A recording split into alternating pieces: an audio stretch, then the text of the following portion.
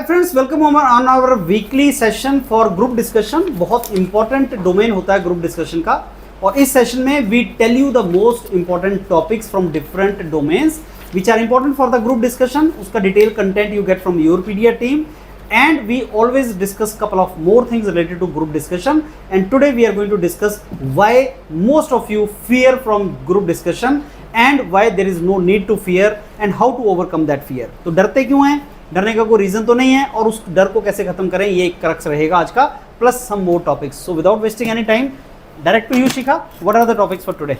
Okay, so sir, topic for today is, of course, we used to be take from the current things. So the very first is the Waqf Amendment Bill 2025. Waqf board, okay, हाँ, वो काफी important है। हाँ, exactly. So this is the very important, and इसको समझना थोड़ा सा, of course, बहुत वो important है, because being a technocrat, you should be aware about the political issues, right? Then it comes to the inauguration of new Pamban Bridge. तो वक्फ board पे जो आएगा टॉपिक आएगा शिखा, तो कैसे टॉपिक को कैसे फ्रेम कर सकते हैं? So first of all, तो पहला टॉपिक तो यही है, मतलब डायरेक्ट टॉपिक है the Waqf amendment bill 2025। Okay, ठीक है, इसमें हम इसका ओवरव्यू डिस्कस कर सकते हैं। If you don't have lot of technical pointers in that, so at least you can go for that. Friends, minority rights एक अपने आप में बहुत बड़ा डोमेन है। Exactly. जैसे जब हम आर्टिकल की बात करते हैं 140 जो हमारा कॉन्स्टिट्यूशन में है, आर्टिकल यूनिफॉर्म सिविल कोड का जो आर्टिकल है, जब हम उसकी बात करते हैं, यूनिफॉर्म सिविल कोड भी वो एक बेसिकली उसी से लिंक्ड है, वक्फ बोर्ड की बात भी उसी से है, फिर उसके बाद ये SGPC पे आ जाएगा, उसके बाद ये हिंदू सक्सेशन एक्ट पे आ जाएगा। तो क्या कम्युनल जो राइट्स हैं उनके साथ लिंक्ड टॉपिक्स जो हैं वो इंपॉर्टेंट जीडी का टॉपिक होता है, और वक्फ बोर्ड एक सच में बहुत ज्यादा इंपॉर्टेंट टॉपिक है और वो आपको करना चाहिए। Next is the inauguration of new Pamban bridge. Prime Minister has just visited for that. Then it comes to the big fat Indian weddings, like Indian wedding industry is getting a lot of Ambani style. Kind of. Okay. Then it comes to securing elephant corridors, like they are being extinct, and it's very important that it is in environment. Basically, it is very concernful issue. Then it comes to government's fiscal policy and the GDP slowdown, because they have been raised some interest rate kind of. So on this topic needs to be very important, and for the student who are preparing for the GIC, because उनको finance and economy से related topic बहुत सारे मतलब आ सकते हैं, like पूछे जा सकते हैं, तो आपको उन करंट इकोनॉमिक इशूज से अवेयर रहना है। Then it comes to abstract the weight of expectations, how you going to be justify that how your expectation leads to be the positive impact and the negative one. Then it comes to the future of sports broadcasting, right? Because this time social media is there, and yes, viewership is there, audience is there, so yes, sports is going to be broadcast, of course. Then it comes to the future of board exams in India, because this is the time of March April, and this is the session basically for the board exams, of course. Then it comes to अभी tariff war, बहुत सारी like topic हमने discuss किए हैं। Auto tariff वाला discuss किया, ठीक है, फिर अभी उन्होंने चाइना पे और ज्यादा टैरिफ इंक्रीज कर दिया, राइट? सो एक टॉपिक है who will win the tariff war, and next you can say it out, the future of US China relations, because from this it is going to be like take a conflict issues, and yes, of course, the technological and innovation, like every day it is new, so this is the future of innovation hubs and ecosystems.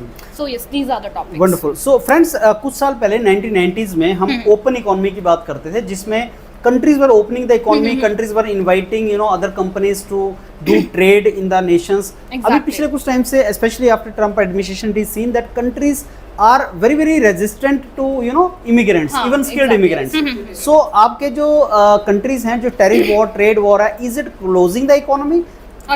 Open economy versus closed economy, tariff war, is it required? Because it is going to create the recession. And अभी जो देख रहे हैं हम, जैसे share market गिर रहा है, I mean where will it end up? Share market का जो एक पूरा बेयरिश मार्केट चल रही है, ड्रूप कर रहा है, ये कहाँ पे रुकेगा? इससे टॉपिक आ सकता है। एक क्रिप्टो करेंसी के ऊपर जो गवर्नमेंट्स ज्यादा ट्रस्ट शो कर रही है, इंक्लूडिंग यूएस, क्रिप्टो करेंसी, तो उसका रेगुलेशन से रिलेटेड, हाँ, उससे रेगुलेशन। एक स्किल्ड इमिग्रेंट का फ्यूचर, क्योंकि skilled immigrant is something which is good for the nation. तो skilled immigrant, are they in the state of fear now, and how do we see that? वो एक point है।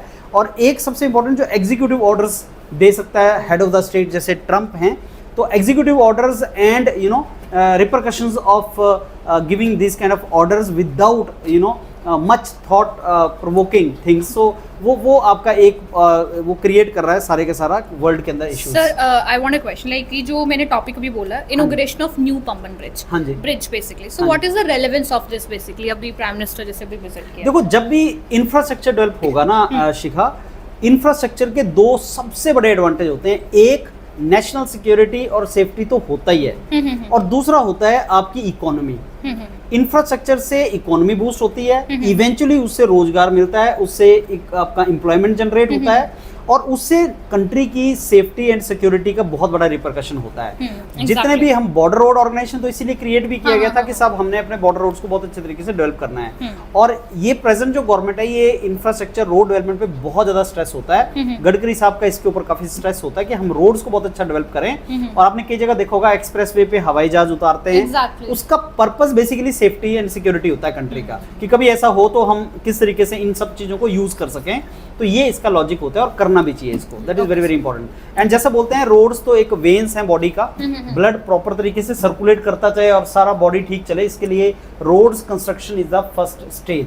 तभी economy चलेगी, आप tourism भी तभी डेवलप कर पाओगे अगर आपका रोड्स अच्छे होंगे। आप जानते हैं जम्मू एंड कश्मीर, हिमाचल प्रदेश, ये ऐसी जगह है जहाँ पे people want to go, they want to explore it.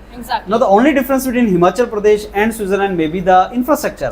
When you have good infrastructure, then obviously tourism gets promoted, and people का quality of life is directly linked with their earning, and tourism is a very big source. तो ये बहुत सी चीजें साथ में लेके आता है शिखा। Okay, now I think Shikha ma'am, Ishita ma'am, we will go for very relevant question for the day. That is कि बच्चों को डर क्यों लगता है ग्रुप डिस्कशन से, डरता क्यों है पहली बात, और उस डर के पीछे कोई लॉजिक है या ऐसे ही वो इलॉजिकल डर है, और उस डर को अगर हम खत्म करना चाहें तो कैसे करें? पहले तो मैं यहाँ से स्टार्ट करूंगी, जब तक हम कोई काम करेंगे नहीं ना, हमें पता नहीं लगेगा कि वो काम कैसे होगा।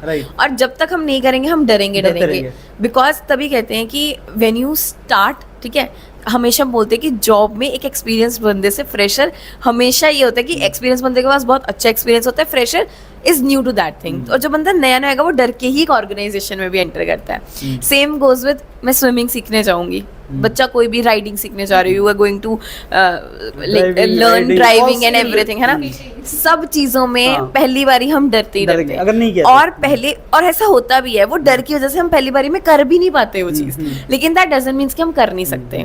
उसके लिए द मेन की is practice. Practice is the main की टू लर्न। कि अब बहुत बच्चे हैं जो योर पीडिया में आते हैं, बिल्कुल ब्लैंक आएंगे कि उनको नहीं पता होता जीडी क्या होता है। बिकॉज अब जब अगर हम पब्लिक सेक्टर्स की बात करूँ, उसमें जीडी मांगा जाता है, बहुत जगहों पे मांगा जाता है, और बच्चे आते हैं, वो आती है, हमें पता है कि यहाँ पे हमने अप्लाई करना है, यहाँ से हमारे को कॉल आए, बट हमें ये नहीं पता इंटरव्यू कैसे क्रैक करना है, जीडी कैसे क्रैक करना है। तो उसमें जो मेजर रोल रहेगा वो हमारे मेंटर्स का रहता है। सिखाने का रोल हमारे मेंटर्स का रहेगा, लेकिन सीखने का रोल जिसका रहेगा, प्रैक्टिस उनको करनी है, एफर्ट्स उनको डालनी है।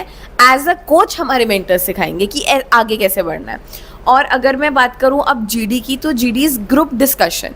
ग्रुप डिस्कशन में आप एक बारी में you are 10 to 12 people sitting together, ठीक है। इट्स नॉट इम्पॉर्टेंट आप पहले जीडी में ही आके बोलना शुरू हो जाओ।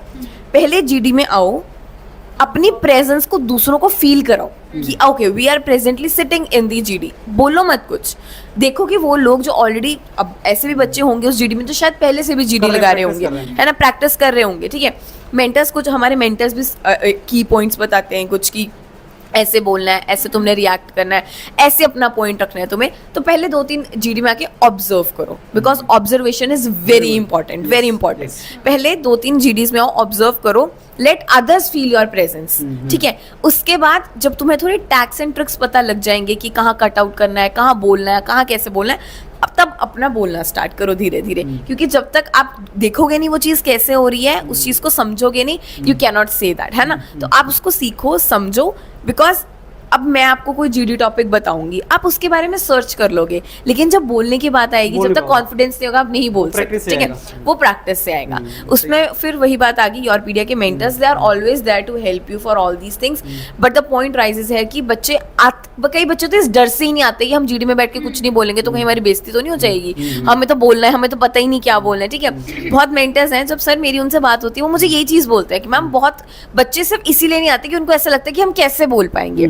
उसके लिए I always talk to students, I always encourage them कि तुम आओ, बैठो, कुछ मत बोलो, just let others feel your presence and then after you start reacting to that situation. ये चीज मेरे को ये लगता है इसमें इशिता कि एक तो डर है, फियर है, और दूसरा फियर के जो रीजन है वो ये कि स्टूडेंट्स को लगता है मेरे को नॉलेज नहीं है और इंग्लिश नहीं आती। Friends, let me tell you, public sector के जो जीडी हैं वो हिंदी और इंग्लिश दोनों में होते हैं, पहली बात।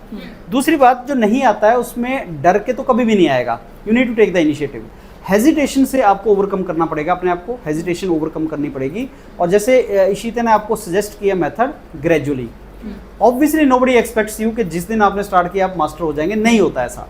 2-1 दिन तो शायद आप नॉडिंग ही कर रहे हैं, बैठ के आप नॉड कर रहे हैं, दूसरों को सुन रहे हैं, फिर एक दिन आएगा आपने एक लाइन बोल दी, फिर एक दिन आएगा आप फ्लुएंटली बोलना स्टार्ट कर दोगे। तो स्टार्ट हमेशा आपका फंबलिंग से होगा, आप गिरोगे, फिर दोबारा उठोगे, फिर उसके बाद आप सीखते चले जाओगे, लेकिन आप इवेंचुअली लर्न कर जाओगे। Practice is the most important thing. So yes, there is a fear of knowledge, fear of not doing it ever. आपने कोई भी चीज़ जो पहली बार करोगे उसमें आपको डर लगेगा, और उसको ग्रेजुअली करना स्टार्ट कर दो, आप उसमें परफेक्ट हो जाएंगे। So I think we have more और less summarized everything. So friends, keep watching our weekly session on group discussion. क्या इंपॉर्टेंट टॉपिक्स हैं और उसमें कई इंपॉर्टेंट जो हम बातें डिस्कस करते हैं, you can learn about that. Thank you.